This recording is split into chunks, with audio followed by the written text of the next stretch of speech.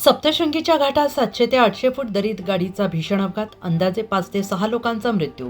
भाविकांचे श्रद्धास्थान असलेल्या श्री क्षेत्र सप्तशृंगी गडावरील घाटातील 5 किलोमीटर अंतरावर असलेल्या घाटात साधारणतः 700 ते 800 फूट घाटातील दरीत इनोव्हा गाडी क्रमांक MH15BN 0555 असा गाडी क्रमांक असून सदर हे गडावरून दर्शन करून नांदूर येथे जात असताना गाडीवरील नियंत्रण सुटल्याने सदरची गाडी दरीत गेल्याने अंदाजे 5 भाविकांचा मृत्यू झाल्याचा प्राथमिक अंदाज व्यक्त केला जातो आहे आणि यामध्ये महिला आणि पुरुष असून सदर गाडी नाशिक जिल्ह्यातील असून सदरचा अपघाताचं कारण अद्याप समजलेलं नाही. परंतु सप्तशृंगी गडावरील घाटातील कामे गेल्या 9 ते 10 महिन्यांपासून बंद होती.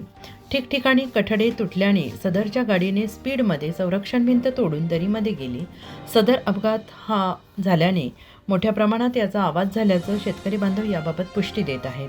गडावरील घाटामध्ये सप्तशृंगगड येथील गणपती घाटात इनोव्हा कार 1000 ते 1200 फूट खोल दरीत कोसळून भीषण अपघात झाल्याची घटना घडली आहे.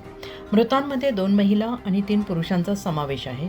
दरम्यान सदर इनोव्हा कारमध्ये एकूण 7 प्रवासी होते, त्यापैकी 5 जणांचा मृत्यू झाला आहे. मिळालेल्या माहितीनुसार आज दुपारी सप्तशृंगी गडावर दर्शनासाठी जात असताना वाहन क्रमांक MH15BN 0555 खोल दरीत कोसळून अपघात झाला आहे. तसेच अद्याप मृतदेहांची ओळख पटलेली नसून मृतदेह दरीतून बाहेर काढले जात आहेत.